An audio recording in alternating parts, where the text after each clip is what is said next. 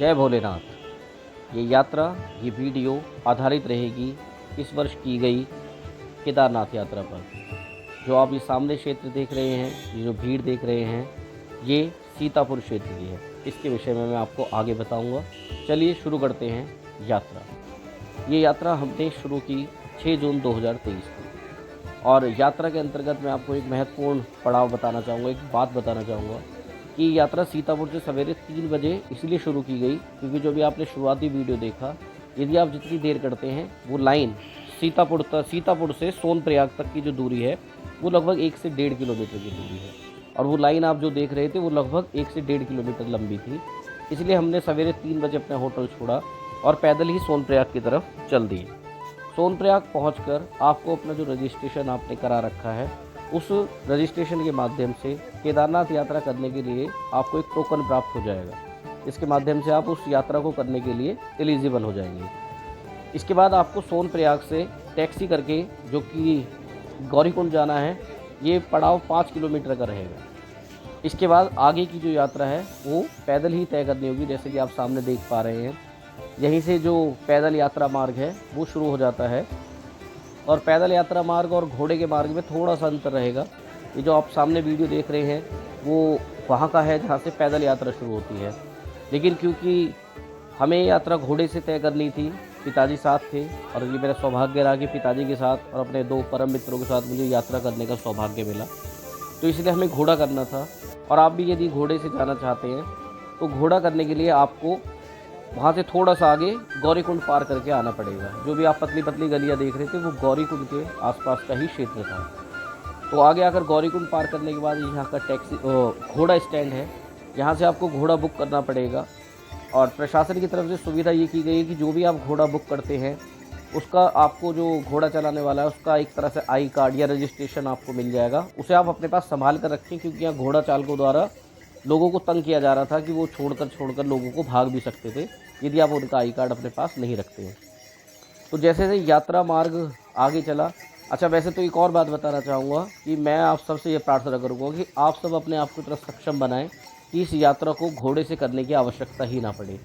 हाँ, यदि देखिए आयु में अधिक हैं या अस्वस्थ हैं तो फिर इस विकल्प का भी चयन किया जा सकता है, लेकिन आपको अगर लगता हो कि घोड़े की यात्रा आरामदायक होती होगी तो ऐसा बिल्कुल भी नहीं है।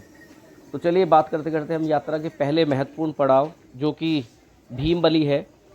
हालांकि भीमबली भी पहला महत्वपूर्ण पड़ाव नहीं है, इससे पहले एक जंगल चट्टी एक महत्वपूर्ण पड़ाव है जो कि गौरीकुंड से 4 किलोमीटर दूर था, और ये भीमबली है, और भीमबली जंगल चट्टी से भी 2 किलोमीटर दूर है।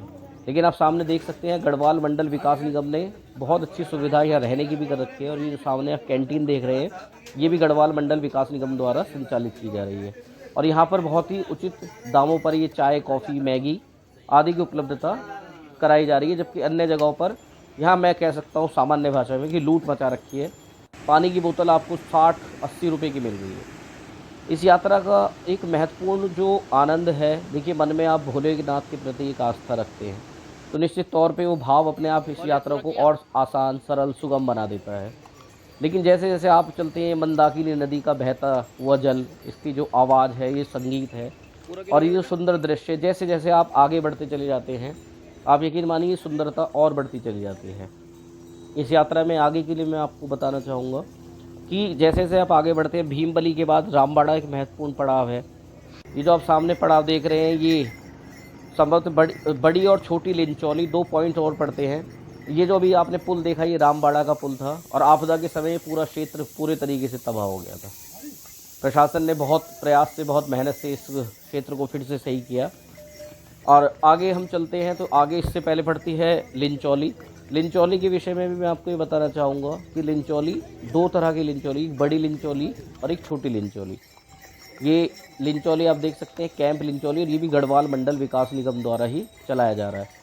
तो इस यात्रा के अंतर्गत आप एक तो महत्वपूर्ण बात आप ये मान कर चलिए कि आपको यहाँ कहीं भी रुकने की, खाने की समस्या नहीं होगी, लेकिन आपको सामान्य से अधिक पैसे खर्च करने होंगे। लेकिन यदि आपको गढ़वाल मंडल विकास निगम का ही मिल जाता है तो वो बहुत अच्छा रहेगा, उसके दाम भी उचित हैं और सुविधाएं भी। तो ये गढ़वाल मंडल विकास निगम की सारी सुविधाएं आप ऑनलाइन भी बुक करा सकते हैं। जैसे जैसे आगे चले तो हम भी यात्रा का आनंद लेते। वो आगे चल रहे थे। इस यात्रा के लिए मैं आपको एक और चीज़ महत्वपूर्ण कहूँगा कि आप देख सकते हैं वीडियो में सब ने लगभग रेन कोट पहन रखे हैं। तो यात्रा पर जो भी आप सामान साथ ले जा रहे हैं उसमें कुछ बहुत महत्वपूर्ण बातों का आपको ध्यान रखना है। जैसे आपको अपने साथ जो रेन कोट है वो बहुत अच्छी क्वालिटी का रखें। केदारनाथ जी में मौसम पल पल बदलता रहता है। यहाँ बर्फ़ भी गिरती है, बारिश भी होती है, और बारिश तो यहाँ लगभग रोज़ ही होती है। और यदि आप इस यात्रा के दौरान चाहे पैदल है चाहे घोड़े पर, तो यदि आप एक बार भीग गए तो आपको कष्ट का सामना करना ही होगा। तो अच्छे सा रेन कोट और अच्छे से जूते आपके साथ रहें।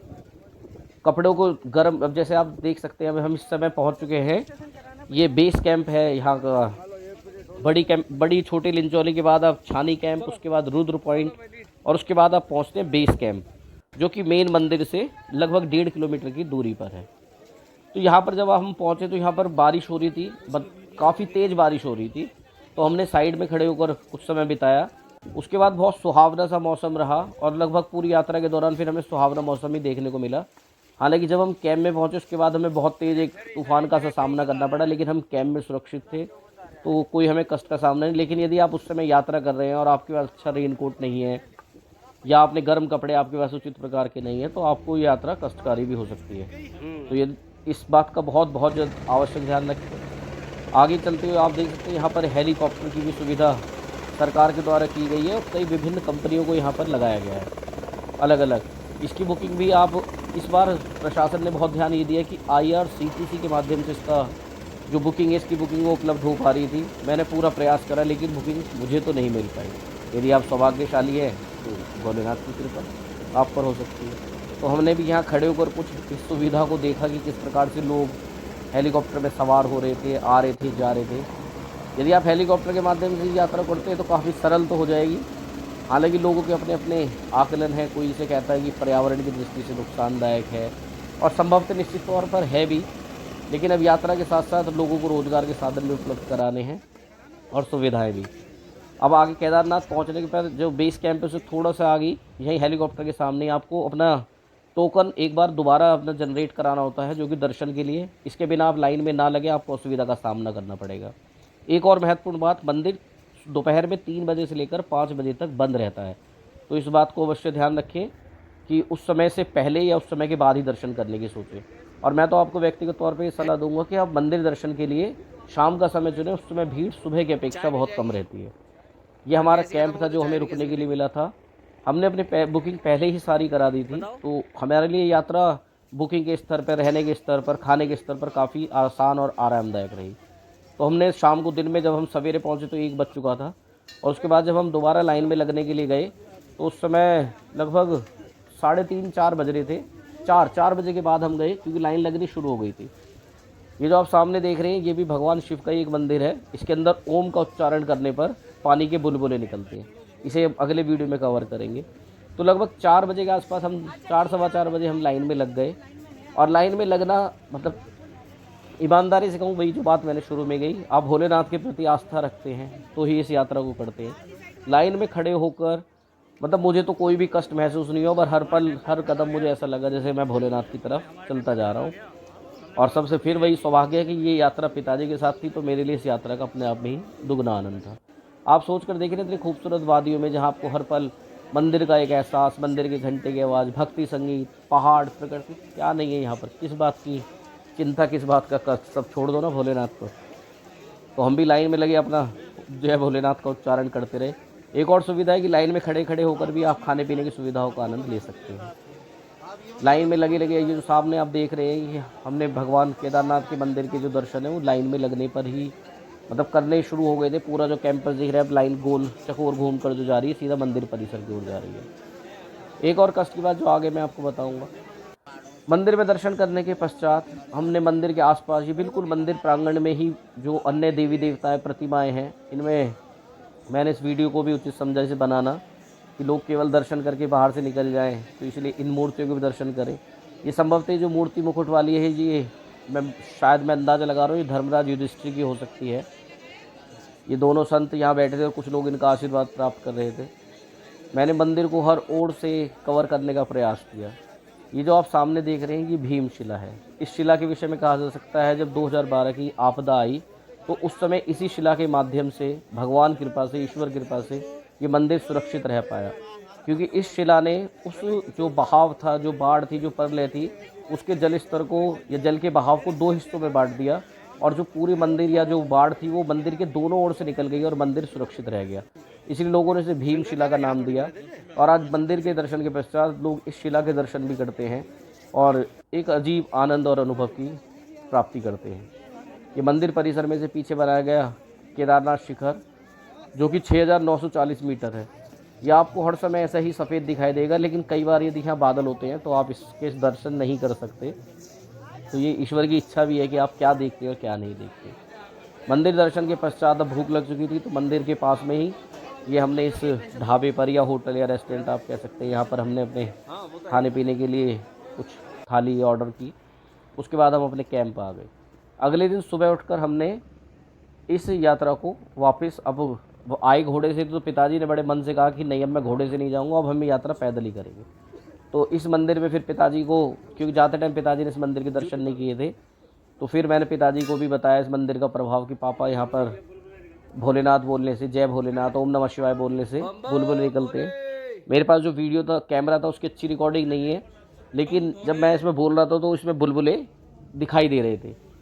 तो जय भोलेनाथ और ओम नमः शिवाय का उच्चारण करने पर यहाँ से पानी के बुलबुले को आप साफ देख सकते थे। इस हलचल का कारण क्या है, कोई दैवी शक्ति या कोई वैज्ञानिक परंपरा, मैं नहीं कह सकता, लेकिन मैं तो इसे व्यक्तिगत तौर पर भोलेनाथ की कृपा ही मान रहा हूँ। और इसके अंदर आप शिवलिंग जैसी आकृति भी देख सकते हैं, जो बिल्कुल केदारनाथ धाम जैसी थी। वापसी में आप देख सकते हैं, जो मैंने आपसे पहले भी कहा कि आप अच्छी क्वालिटी के जूते क्यों रखें साथ। आप देखिए बारिश के कारण यहाँ कीचड़ कितनी अधिक हो जाती है। यदि आपके पास जूते अच्छे नहीं होंगे तो आपके लिए वो नुकसानदायक हो सकता है। ग्लेशियर आपको पार करना है, कीचड़ में आपको चलना है, बर्फ़ में आपको चलना है।